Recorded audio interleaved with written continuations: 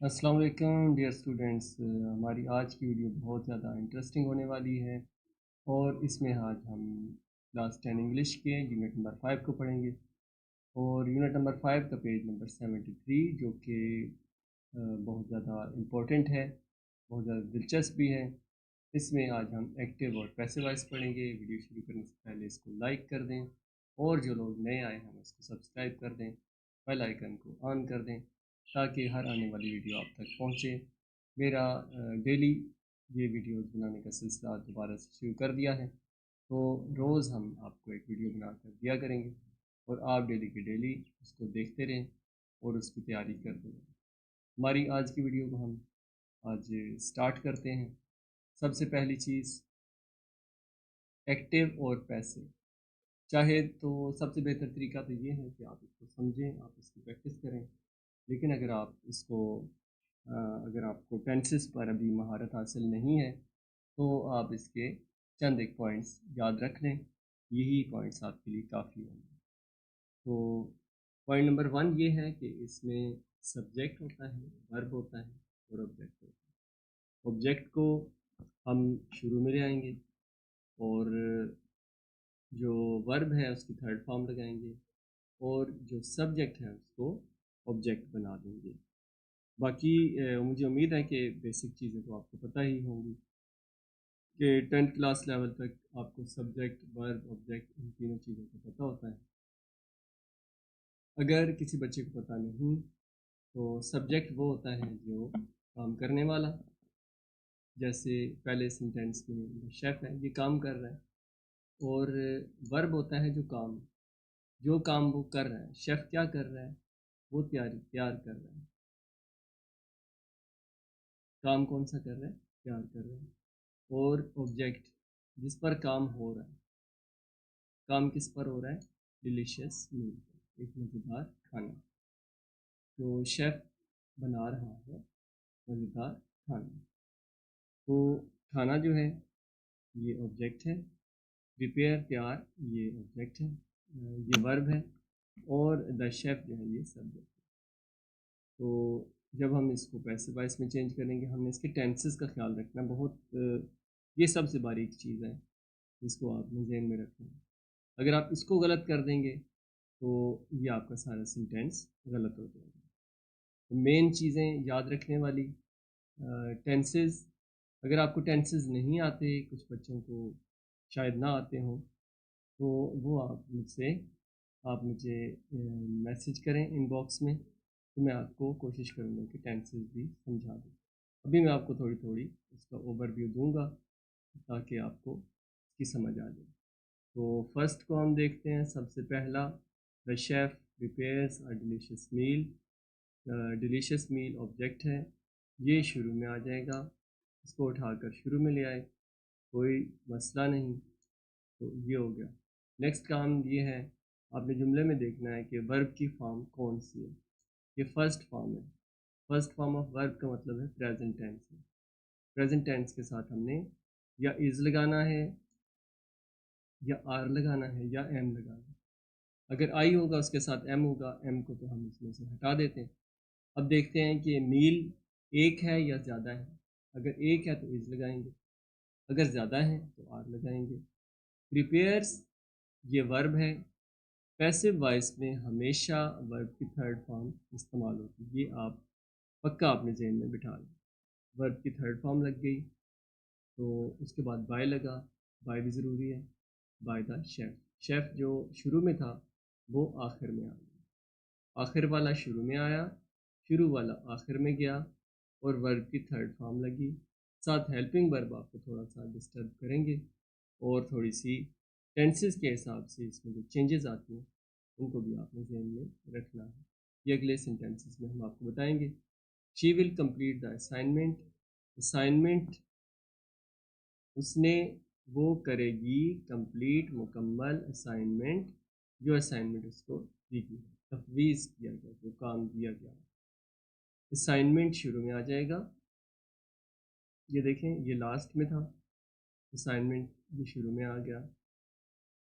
अब उसके बाद टेंस चेंज इसमें नहीं होगा, ये फ्यूचर है तो फ्यूचर ही रहेगा, ول کے ساتھ جب پیسو وائس پہ آئے تو ول کے ساتھ بی لگے گا، ول بی. تو یہاں پہ اگر شیل ہوگا تو شیل بی، اگر شوڈ ہوگا تو شوڈ بی. اس کے بعد ورب کی فرسٹ فارم ہے کمپلیٹ ہے، تو کمپلیٹ کی تھرڈ فارم لگائیں گے کمپلیٹڈ. اس کے بعد بائی لگا اور شی چینج ہو گیا ہر میں. اگر یہاں پہ ہی ہو تو وہ کس میں چینج ہوگا یہ آپ نے مجھے بتانا ہے. نمبر 3 کی طرف آئیں. Some one is painting the fans, کہ کوئی بندہ فینس پینٹ کر رہا ہے. تو آج کل برسات کا موسم ہے، زنگ وغیرہ لگ جاتا ہے، تو یہ کوئی بھی بندہ ہے سم ون. دا فینس شروع میں آئے گا، فینس آ گیا. اب چونکہ از ہے یہاں پہ یہ پریزنٹ ہے، اور یہ پریزنٹ بھی کون سا ہے؟ شروع میں جو تھا شیف پریپیئرز والا یہ پریزنٹ انڈیفینٹ تھا، یہ پریزنٹ کنٹینیوس ہے. کنٹینیوس کی پہچان ہے پینٹ ورب کے ساتھ آئی این جی لگ جاتا ہے، پینٹنگ.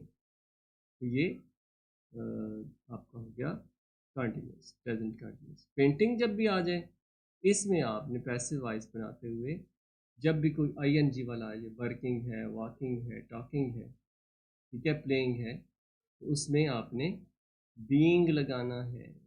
کیا لگانا ہے؟ بینگ لگانا ہے. بینگ لگا کے پینٹ کی تھرڈ فارم لگا دیں گے پینٹڈ.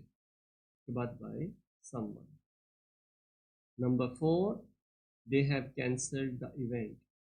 اب کون سا ٹینس آ گیا؟ یہ ٹینس ہے پریزنٹ پرفیکٹ. پریزنٹ پرفیکٹ کی نشانی کیا ہے؟ ہیز یا ہیو لگتا ہے اس میں. پریزنٹ پرفیکٹ میں ہیز یا ہیو. پریزنٹ انڈیفینٹ بھی پڑھا، فیوچر بھی پڑھا، پریزنٹ کنٹینیوس بھی پڑھا. اب پریزنٹ پرفیکٹ آ گیا، اس میں ہیز اور ہیو لگتا ہے. آپ کے پاس کاپی ہونی چاہیے، کاپی اور پینسل، اور آپ ساتھ ساتھ لکھتے جائیں کہ یہ ٹینسز کی پہچان کیا ہے. اب جو بھی ٹینس آیا اس کا ایک اپنی کہانی ہے. جب some one is painting the fans آیا، یہ کنٹینیوس ہے تو بینگ کا استعمال ہوا. جب پرفیکٹ آیا تو ہیز یا ہیو، یا اگر ہیڈ بھی آ جائے تو اس کے ساتھ بینگ استعمال ہوتا ہے، be double E N. Passive voice میں ہیز، کیونکہ یہ ہیو لگا، دے کے ساتھ ہیو لگتا ہے. دا ایونٹ ہیز، اور یہ کہ سنگولر ناؤن ہے تو اس کے ساتھ ہیز لگا، ہیز کے ساتھ پیسو وائس میں بین بھی لگا ہے، be double E N been. Cancelled by they change into them. By دے نہیں کر دینا آپ نے، دے کو دیم میں چینج کرنا ہے. نمبر 5 ہے the students completed the project. اب کیا کریں گے؟ یہ تو بڑا مشکل ہے. یہاں پہ ہم نے دیکھنا ہے کہ کمپلیٹڈ یہ کیا ہے؟ یہ پاسٹ انڈیفینٹ ٹینس ہے. جب پاسٹ انڈیفینٹ، جب ورب کی سیکنڈ فارم آئے، ورب بے شمار ہیں، اس میں جب بھی کوئی ورب کی سیکنڈ فارم لگے گی آپ کو ورب کی فارمز یاد کرنا پڑے گی لازمی طور پر، تبھی آپ صحیح طریقے سے پیسو وائس بنا سکیں گے. کیونکہ یہ پاسٹ ہے، پاسٹ انڈیفینٹ ہے، تو جب بھی ورب کی سیکنڈ فارم آئے تو وہاں پہ آپ نے واز یا ور لگانا. اب اکارڈنگ ٹو دا سینٹینس آپ نے کرنا ہے. دا پروجیکٹ واز، یہاں پہ ہم نے واز لگایا، پروجیکٹ 1 ہے اس کے ساتھ واز. اگر پروجیکٹس ہوتے زیادہ ہوتے تو یہاں پہ ہم ور لگاتے. Completed by the students. The chef prepared a delicious میل. یہ جملہ پہلے بھی ہو چکا ہے نمبر 1، لیکن اس میں پریپیئرس تھا، یہاں پہ پریپیئرڈ ہے. اب یہاں پہ بھی سیکنڈ فارم لگی، ہم نے کیا کرنا ہے؟ یہاں پہ اے ڈیلیشیس میل، شروع میں ہم نے از لگایا تھا پہلے سینٹینس میں، یہاں پہ ہم واز لگائیں گے کیونکہ یہ ورب کی سیکنڈ فارم استعمال ہوئی ہے. پریپیئرڈ، پریپیئرس نہیں، prepared. Was prepared by the chef.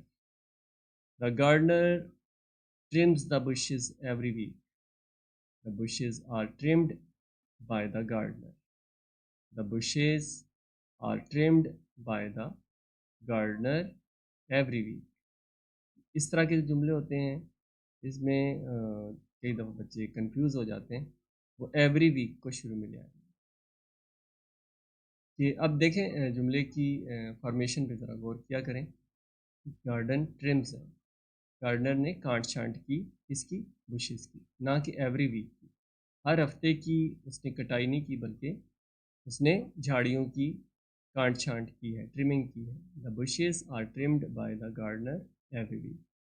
یہ ٹیل ورڈز لاسٹ میں لگ جائیں گے. دا بشز شروع میں آئے گا. دا بشز آر لگا، آر یہاں پہ ور کیوں نہیں لگا؟ ور اس لیے نہیں لگا کہ یہاں پہ ٹرمز ہے، ورب کی فرسٹ فارم ہے، فرسٹ فارم آف ورب، کیونکہ یہ تھرڈ پرسن ہے، گارڈنر ہے، سنگر ناؤن، اس کے ساتھ ٹرمز ایس لگا، ٹرم کے ساتھ ایس لگا، تو یہ فرسٹ فارم ہے تو اس لیے بشز زیادہ ہیں، اس کے ساتھ آر لگا، پھر ٹرم کی تھرڈ فارم لگی بائی دا گارڈنر، اور tell words every week as it is آگے. Change the following passive voice sentence to active voice. پہلے ہم نے ایکٹیو کو پیسو میں کیا، اب پیسو کو ایکٹیو میں کریں گے، یہ بھی بہت ضروری ہے. دا کیک واز بیکڈ بائی میری. میری ایک عورت کا نام ہے. میری واز بیکڈ لگا، واز کا مطلب کیا ہے؟ کہ بیکڈ تو ہم نے بیک لگانا ہی ہے. واز بیک کا مطلب ہے کہ یہ پاسٹ انڈیفینٹ ہے، پاسٹ کی بات ہو رہی ہے. واز کا مطلب ہوتا ہے تھا، یا ور کا مطلب تھا. میری بیکڈ دا کیک، میری نے کیک بیک کیا. A new song is being sung by the choir. choir شروع میں آ گیا. is ویسے ہی آ جائے گا، choir سنگل ہے تو اس کے ساتھ is آئے گا. being sung جو ہے اس کی یہ سنگنگ کو دو حصوں میں تقسیم کیا، یہ ہم اوپر بھی دیکھ چکے ہیں کہ پریزنٹ کنٹینیوس میں جو لفظ آتا ہے اس کو پھر ہم دو حصوں میں چینج کرتے ہیں. پہلے بینگ لگاتے ہیں، پھر ورب کی سیکنڈ تھرڈ فارم لگاتے ہیں. تھرڈ فارم آف ورب سنگ. یہاں پہ کیا ہوگا؟ از آیا، singing a new song, a new song and کیا آگے. یہاں پہ آپ کو تھوڑا سا آ کے احتیاط کرنی ہے. یہاں پہ جن بچوں کو ٹینسز آتے ہیں ان کے لیے یہ آسان ہے، جن کو نہیں آتے ان کے لیے تھوڑا مشکل ہے. The report has been written by the manager. The manager یہ تو شروع میں آ جائے گا. اب یہاں پہ has been written, has been written passive voice میں ہیز کو ہیز بین میں چینج کرتے ہیں تو ہیز آ گیا. ریٹن جو پرفیکٹ ہے اس میں ہمیشہ ورب کی تھرڈ فارم یوز ہوتی ہے. Has written the report. The cake was backed by میری. میری بیکڈ آ کیک، یہ ریپیٹ ہوا ہے. a new song is being sung by the choir. the choir is singing a song، یہ بھی ریپیٹ ہوا. the report has been written by the manager، یہ بھی ریپیٹ ہوا. the manager has written the report. the door was opened by John. جان شروع میں آ گیا. Was opened کا مطلب ہے کہ ہم نے اوپن کی سیکنڈ فارم لگا لی. جان اوپنڈ دا ڈور، جان نے دروازہ کھولا. Identify whether the given sentence is in active or passive voice. The teacher explained the lesson. جس جملے میں by آئے وہ پیسو ہے، ٹھیک ہے، یہ بس یاد رکھیں. The teacher explained the lesson active voice. A beautiful song was sung by the choir, passive voice. They built a sand castle on the beach, active. The mysterious novel was written by the author, passive. Someone is painting the fence, active. They have cancelled the event, active. The letter has been written by Sarah, passive. Thanks for watching.